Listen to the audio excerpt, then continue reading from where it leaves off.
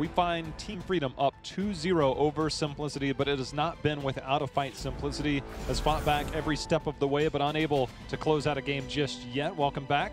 Dreadnought, Simplicity, they're bringing the fight. They're getting the kills, but they need more. Yeah, you got to find a way to close out games, which I can't help but feel like maybe part of the fact that they haven't had necessarily that level of success. We don't often see them in games where it's like, okay, this win condition is there. And because of that, to be honest, it feels like almost like learning to close out games have been difficult moments. And I specifically think of that Tomb of the Spider Queen boss on top while Web Weaver's coming in with 20 advantage. That was a moment where you could tell decision-making was very much, should we be with this? Should we be auto-clearing? And what do we do there? And that, for me, was the kind of breaking point of it. Feels like that is a miss here, at least for now in games 1 and 2. Well, let's find out where game number 3 is going to be and who's taking us there. It will be Team Freedom picking up Infernal Shrines, their sandbox, a place they like to play, and a map that, when it comes to macro control, they know how to do it almost as good as anybody on this battleground, but definitely here in North America. This is a battleground based on the skill level displayed by Team Freedom in the past that I would look at, and even though Tomb macro, Dragonshire also macro, I feel like it's going to be more of a setback for Simplicity in this game, and I would really like to see them definitely have a approach here to the early game. Also, one thing to keep in mind, games 1 and 2, Collusion on Tyrande. Tyrande playstyle does not cater to the gray main split push compositions that we see here. It's very much true. The gray main, we know what to expect. They love to pair it with the Anubarak, one of the best heroes at diving and taking forts, spawning those beetles, allowing you to siege a little longer than you could before. We haven't seen Deckard yet. This is a very good Deckard battleground for him to control around the shrines. But when you look over at Team Freedom, you have to think, are they going to be there for you to even control them in the early game? Yeah, and another hero also in the support realm who is very standout when looking at Infernal Shrines, it's Whitemane. She's been able to perform very, very well. I believe Infernal Shrines was even her highest performing battleground so far. So we'll see if that does end up coming to light here. I misread a stat earlier. Tyrande was not undefeated earlier. Definitely not, you know, the OP hero that I first thought, but definitely very strong that we'll see. Still first picked, still twice first in picked. a row. And even though in North America she's undefeated, technically, J-How, though the games haven't been as clean or Tyrande-esque as I expected, they have very much been there for Freedom. As we get Simplicity banning out the Diablo. Took a long time to be able to conclude onto that one. Can't help but feel like the trade-off of the Tyrande-Johanna argument coming to light here again. I don't think we're going to get a first take of Tyrande this game. And if we do, I feel like it shows how much value Freedom puts into the Tyrande compared to everything else based on how little she does around the shrine. As you can see in the ticker, don't forget, opening week available to attend for this year's HGC Finals. Prior to BlizzCon, you can attend that at the Blizzard Arena in LA. So tickets are available there if you want to check that out in person. Maybe you make a full week's trip. You come to opening week and then you head over to BlizzCon. If you can do that, we will definitely be seeing you there. That's what you and I are going to do. I like it. Yeah, just get the full trip there. Medivh is the ban there for Team Freedom. I get to go for free, though. Yeah? Do you? Yeah. That's pretty neat. It's VIP status? But it'd be great if the more people we can see there. We will definitely make ourselves available. If you want to say hi, Dreadnought, you can check out his hair in person. Yeah. It's unlike anything you've ever seen before. I can increase that incentive, actually. As the plans currently stand, still working on it, you know, but I actually plan to bring my parents to opening week. Oh. You can even meet Dadnaught and Dreadmom. Okay, did you get your hair from Dreaddad or Dreadmom? Definitely Dreadmom. Okay. She has definitely got the thick, luscious locks. Maev is the first pick here for Simplicity. Still sticking to that death ball approach that we got from them last week. Got it from them in the last game. It was paired with Tyrael. I believe 3 out of the 4 times we've gotten that from them. See if that comes to light. Yrel and Raynor, the 1-2 there. Notice how the Tyrande, very different priority here from Freedom. It does bring up the question of, will they be playing more around the shrines? Will they try and fit the gray main later into the draft? The other thing to keep in mind here, the only other change that we really had on this patch that we're on, there was, I believe it's this patch, the small change to Lifebinder. I'm not saying that would be the hero, but it is something to consider because it is Infernal Shrines. This is where Alexstrasza used to shine. We saw more Alexstrasza start to come in with the earlier Lifebinder changes in July, but some minor changes to revert some of that and some counterplay options has brought Alexstrasza maybe out of the upper hemisphere and maybe more closer to the ground. Not gonna lie, in my heart, she always was on the ground. She's never gone cleansing flame level of ascension. Not quite yet. I will say one thing that breaks my heart on the inside here, knowing that Tyrande is picked up by Simplicity, high probability of that being played by Tiger JK, but just K1 Pro, for anybody who didn't know way back, was a very go-to Tyrande player. He's a standout within the hero. It's much like his Jaina. I'm writing down the draft, Maiev, Tyrande, and I go to write Muradin, and I write M-U-R-A-N-D-E. Yeah, Miranda, baby. I'm like, already etching it in. I'm like, well, that's not the hero, but it is the combo. It is. It is the original combo. Diablo was a nice follow-up, but he wasn't the exact same, and eventually became a bigger beast within the duo there. As we got the Blaze ban out, Blaze ban, whenever you have the Tyrande on the other side, I feel like having that pause button is always something nice to be able to rely on, and he has such good off-lane macro pressure, it's always a soft counter to Tyrande compositions, but instead it's going to be a Thrall here for Freedom and that White Mane. White Mane, one of these supports with a cleanse through her own special version, the Intercession. Speaking of cleanses, part of that Bright Wing rework, cleanse on her trait.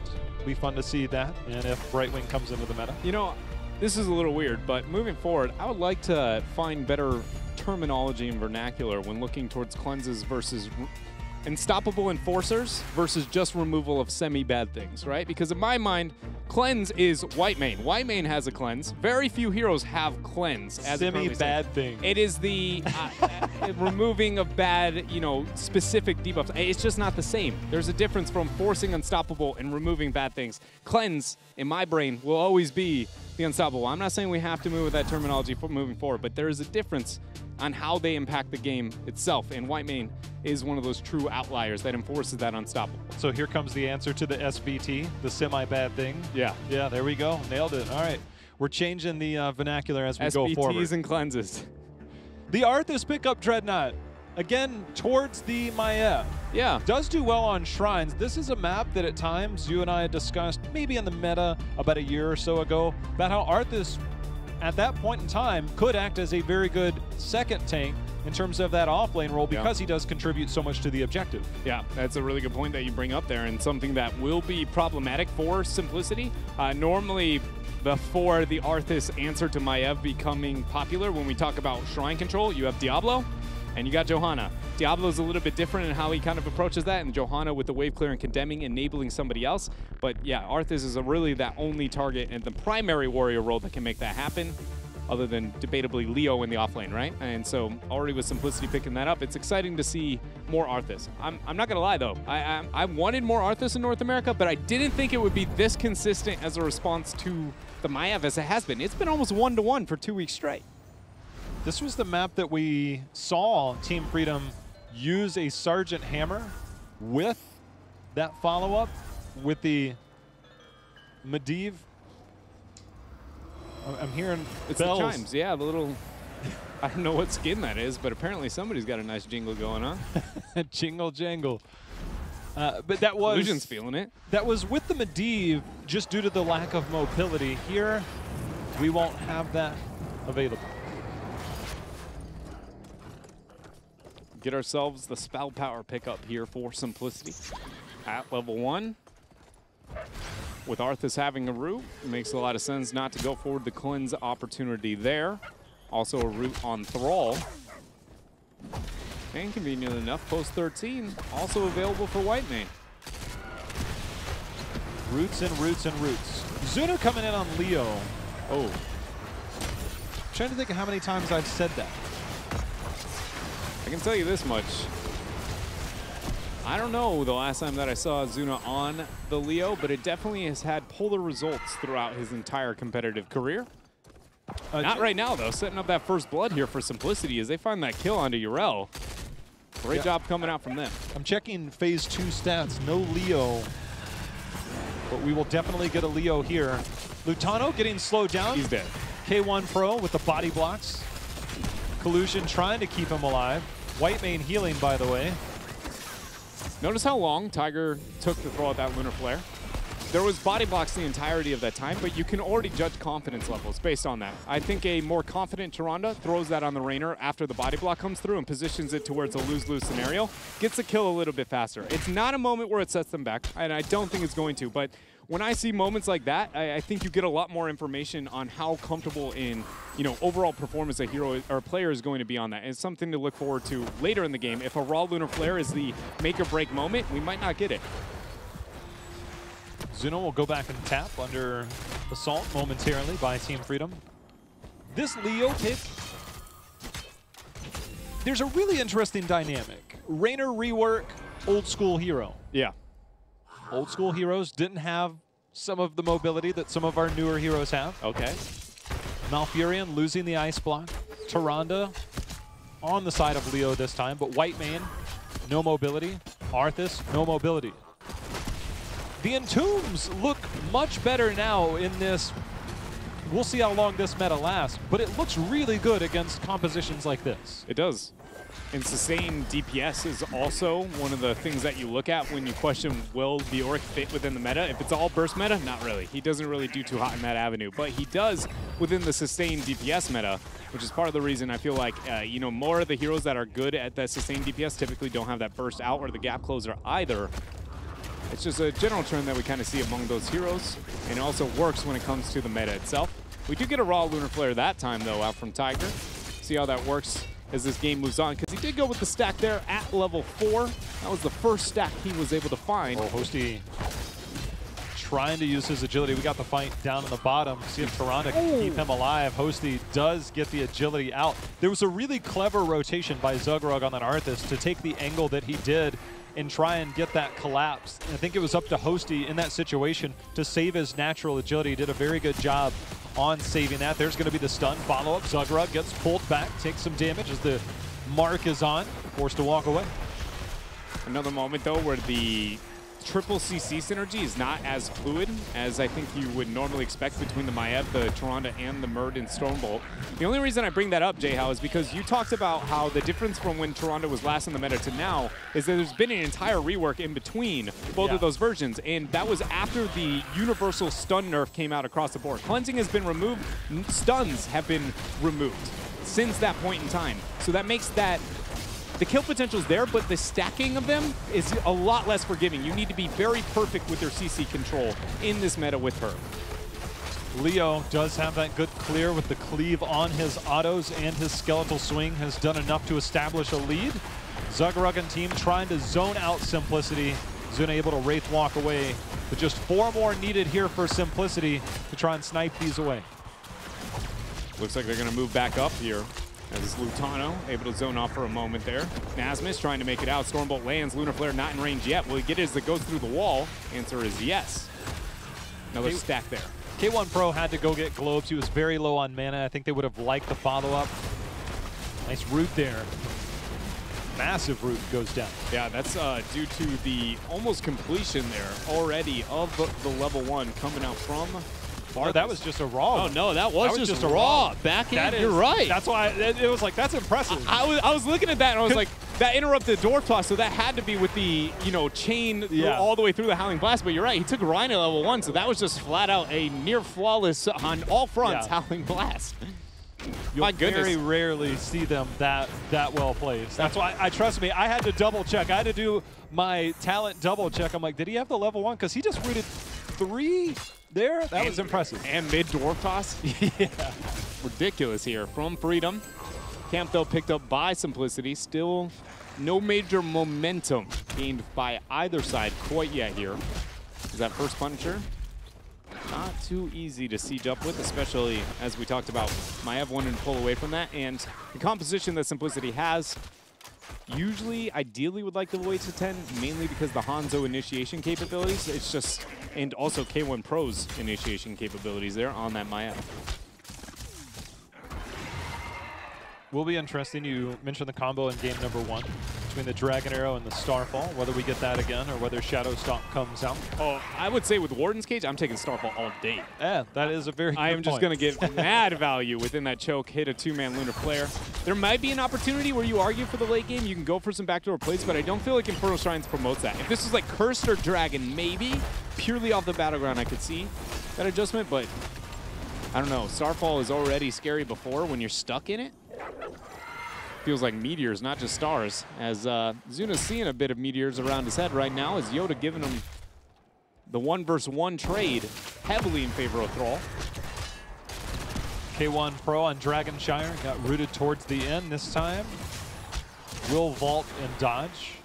Death Coil unable to confirm the kill. The K1 Pro forced to go ahead and hearth back. It's a good route there from Yoda, allowing him to gain that distance and make sure it doesn't get mad value out of that heal. It's a lot of the trading capabilities coming out from Leo there. Because it is Starfall, we're yet to see if it's Containment Disc or not. Looking over towards Freedom, though. We get ourselves a Hyperion rather than the Raider, just more siege capabilities with that Punisher that, you know, he's not always the brightest of lads when it comes to prioritizing structures versus heroes. Fairly even throughout this game, 2 kills to 1, no major advantages, all forts still standing. Camp picked up by Simplicity. Team Freedom picked up theirs before, 20 seconds away from the next shrine. Leo will focus down at least that Shaman.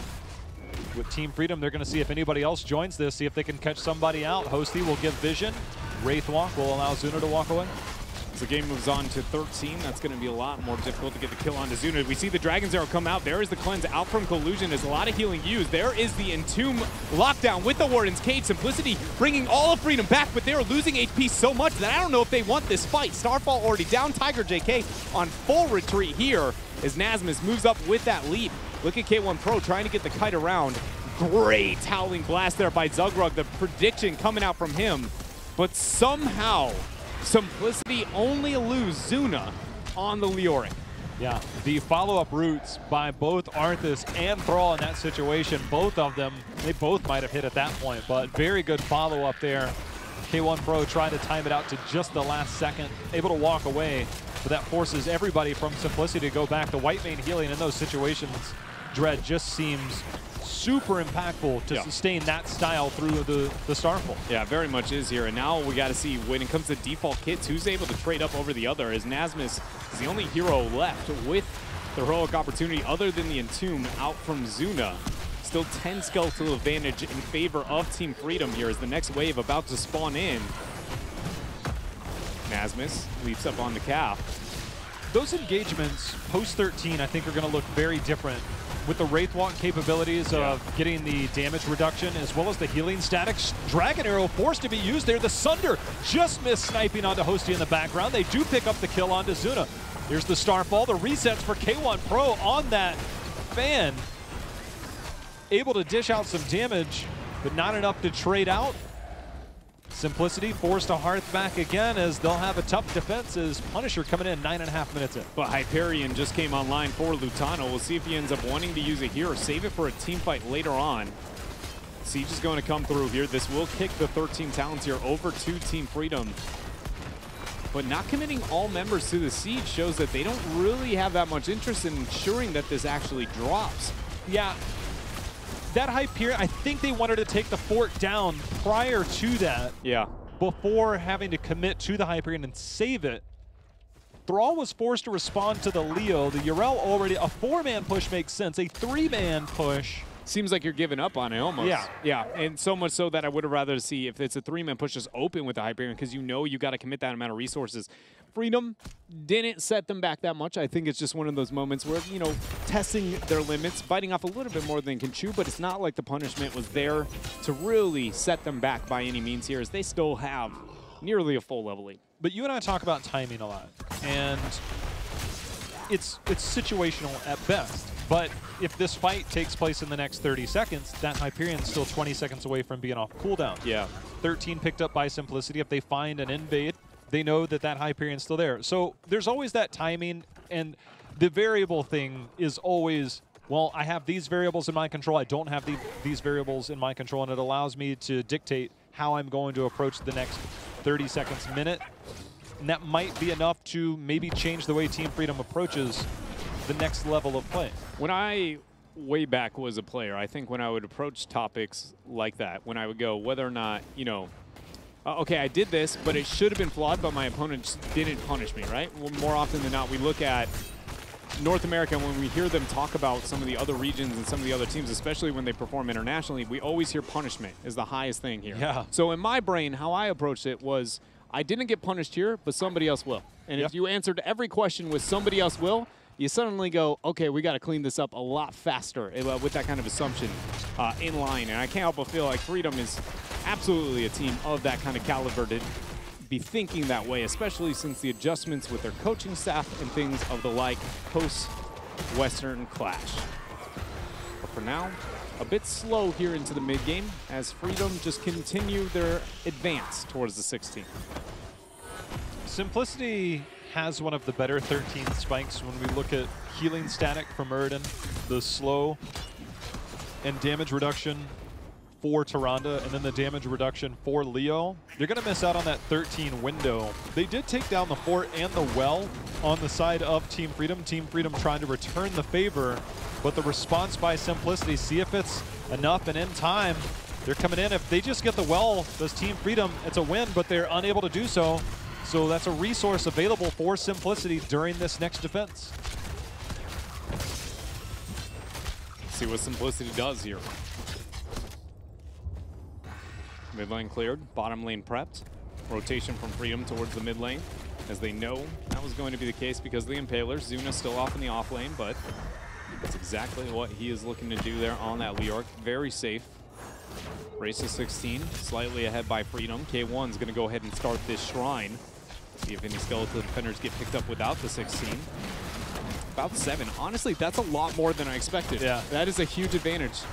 9 even, for that matter.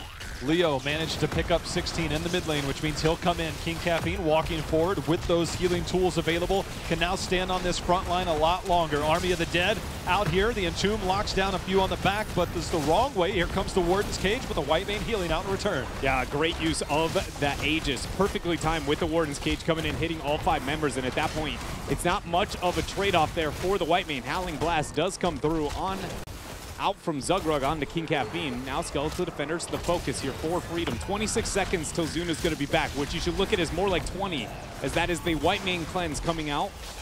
No cleanse available over this next skirmish, and Zuna's back in 13. 32 Skeletal Defenders here for Freedom. They're going to get the Punisher, and Zuna, yeah, is too late on spawn. Yeah, Team Freedom knew that they had that small window.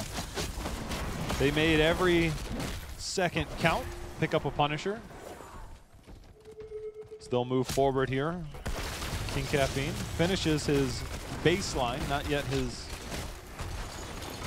level 1 to 25 with that bonus, but the damage continuing to stack. J-How, based on that last fight and now the performance we're getting here by Collusion onto the White Mane, it's the second time we've really seen him use a Great Scarlet's Aegis into the Zeal benefit, into his healing damage output, and the health bars haven't looked that close every single time. Simplicity needs to pressure Collusion. Otherwise, this game, I feel like it's still going to be watch the initiation, watch the Scarlet Aegis, and then the turnaround is there. 4-man Dragon's Arrow, hit and response. Aegis, there it is, drops. See how much healing output comes out in the downtime. Not as much as Collusion would have liked there. Not even landing the Lash. You mentioned the Lash, going into the Lash talent at 16 to get the cooldown. There's going to be the tether in.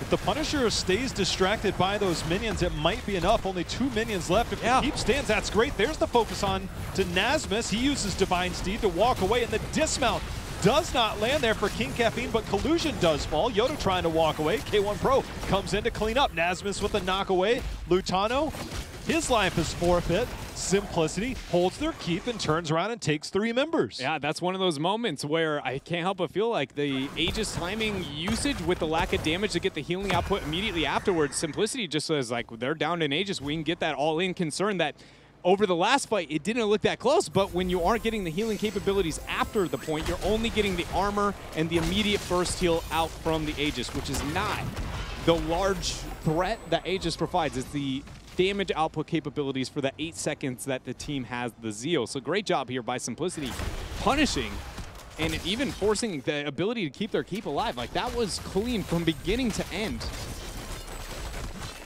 So now they're going to take that opportunity, grab 2 forts, amplify that race towards 20, which, given the timing, might be in favor of Simplicity to hit that 20 spike.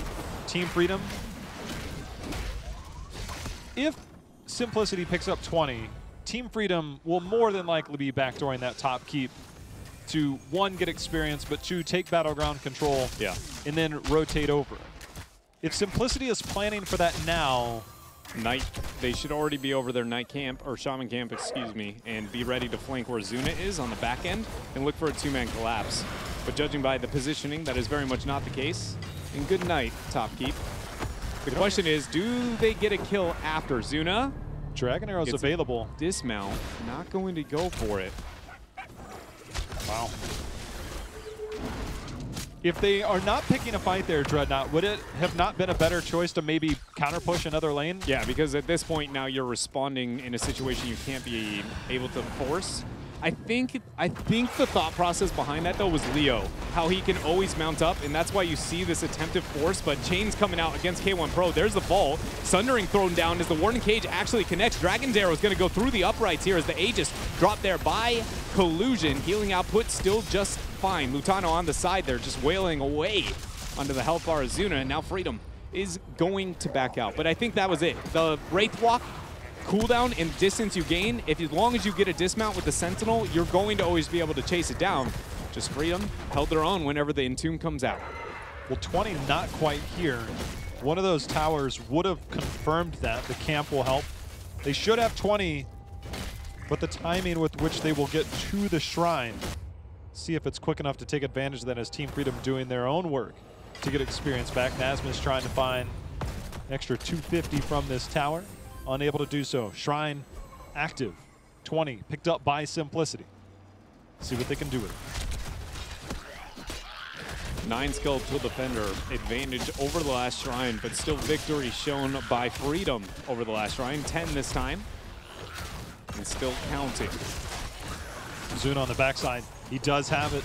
See if he can make something happen. Trying to get onto the back line. He's about to lose his life if he doesn't drop it. Does drop it, but no body blocks. Nobody to keep him alive. That's a major loss here for Simplicity. It is. It's one of the situations where I actually think holding on to the Entomb this late, it would have been a bigger trade-up purely because of the Buried Alive. Pre-Buried Alive, I think that's still a fine play to look for the lockdown as the Leo ends up going down. But not getting that lockdown pretty much goes, here's going to be a death. Here's a Punisher over to Team Freedom. And Jayhao, it may be more than that. It might be game. It may even be series here. Now, we've seen this before. They need to get back in defense. They're trying to clear out that top lane.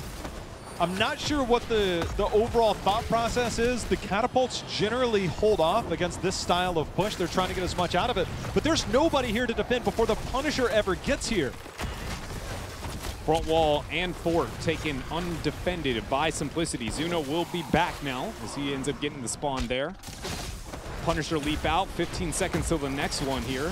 Cap's gonna get follow-up rooted. There's the Buried Alive along with the Dragon's Arrow hitting down 2, but the kill already coming in onto K1 Pro as Nasmus giving armor to all of Team Freedom there. Collusion trying to survive as Zuna getting pressure on the backline, throws down the lashes, and leap out from the Punisher seals the deal here. Hyperion out, focus onto the keep, then focus on to the core. Team Freedom look to close out this series. Should be enough. The 4th member goes down. Hosty just trying to survive, but the Punisher 30+% will be enough to close out this game. Team Freedom will take it 3-0. Simplicity, they fought strong and they fought hard in a lot of situations, Dreadnought. But it's just minor misplays. Going back to the point you made about some of our top teams when they go to international competition, it's the punishment off of those misplays. Team Freedom here within North America, they know how to capitalize on misplays you make. In each game, there was something in the later part of the game where Team Freedom's like, okay, now we'll end. And it happened in every single game. Yeah, and that is the kind of experience, you know, that you're talking about, I feel like, of Team Freedom, and also the level of caliber of play that we've been learned to expect here from Team Freedom so far. We did see them be willing to take team fights, though, into Simplicity here.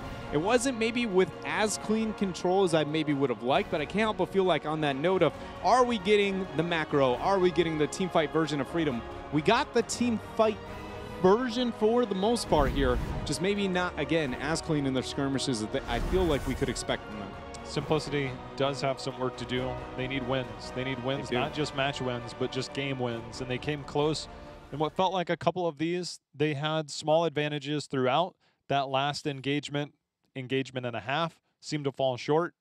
There's miscommunication or misplays. I'm not sure where to narrow the focus, but they're so close. It feels like in each of these games that one minor change, you go back to the Dragonshire game, if everybody full commits and they don't try and chase and commit that Arthas skill, maybe they felt they needed that Arthas skill to have one more layer of defense away from the side of Team Freedom. If they all commit the same way that you said, knowing they had the DK and the sanctification outside of that, maybe it's a different game.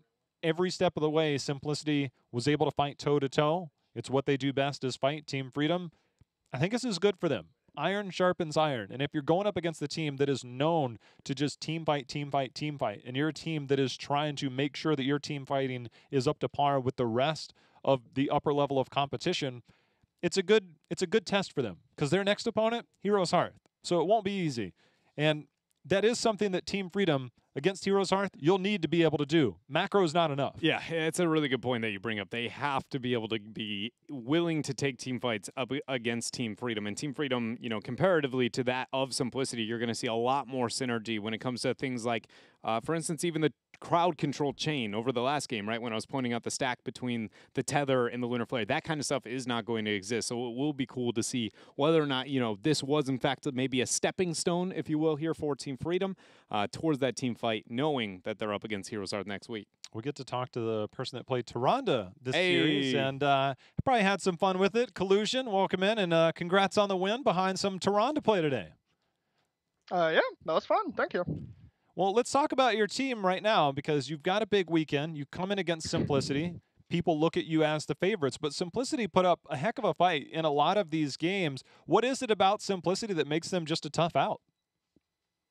I mean, they always have been a good team, even though like they're not high in the standings. Like they always fight back. They always have good micro, always good plays. Always doesn't matter if they're low in rankings. So yeah. So when we look at your team, it seemed that you guys went really heavy into the macro. I talked to you about this last week, but here it seemed you guys were not willing to back down. You were willing to stand toe-to-toe in a lot of circumstances. The white main play in that last game was outstanding, by the way. But is that a focus for you guys to get back into the skirmish side of things and to fight and maybe not avoid some of the team fights?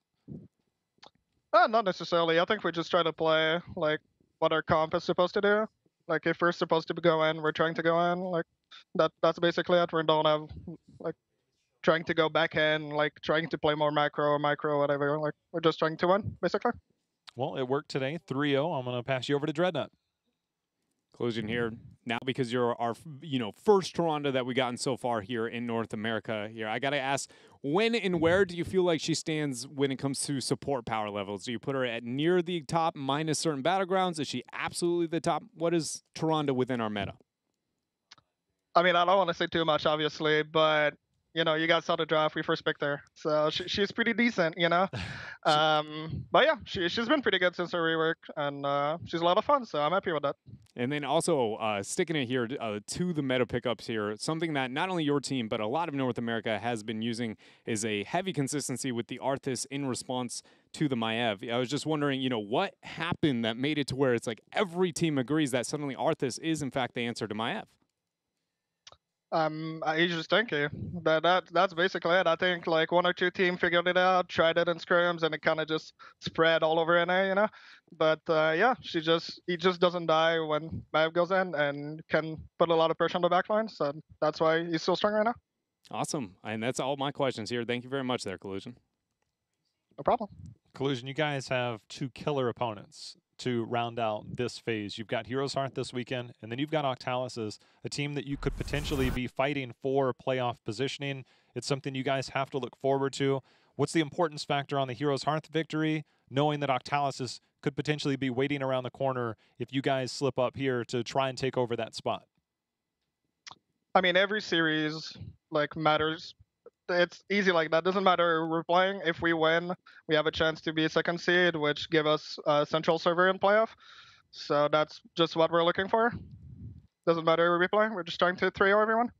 Early thoughts on this Heroes Hearth series. They're still the #1 team. They're going through some transitions, some changes of their own. We'll hear more from you guys on Sunday. But your thoughts going in after you've gotten Simplicity out of the way today, your thoughts on that Heroes Hearth series coming up this weekend? I mean, we played super well today, so hopefully we can do that again tomorrow, and hopefully easy 3-0. Easy 3-0. That'll be fun to watch, Collusion. We're going to see if you can pull that off. But congrats on the victory today. The floor is yours. Shout out to Freedom, shout out to my teammates, shout out to Livis, shout out to Twitch chat. You can check my stream. I stream once in a while, not often, but you know, why not? Twitch.tv/collusion. And yeah, thank you guys. Appreciate it, Collusion. Have a good one. Thank you. Could be an easy 3-0 against Heroes Hearth. Woo. I think he said hopefully an easy 3-0. Hopefully. But still, to speak the words. Yeah, to say the words, I think in itself display a certain level of confidence, right? I'm not trying to take away, but I'm just saying if we're going to be exact here. You got to have that confidence still. Otherwise, it is one of those battles where it's like, well, you've already lost the mental game, so you've pretty much already lost the game. I agree with you. Have to come in, go in. Heroes Hearth Esports, not necessarily we're going to dominate, but to say we will make you look good is probably going to be an overstatement. Yeah, I mean, Team Freedom, they're a team that's been on the rise, some peaks and valleys, but if they can keep up this performance, round out, be the team that we know that they were at the Western Clash, they have a chance to pull that off. We'll see. But that's going to do it for this series. We still got one more coming your way. We've got No Tomorrow versus Endemic up next. We'll be right back.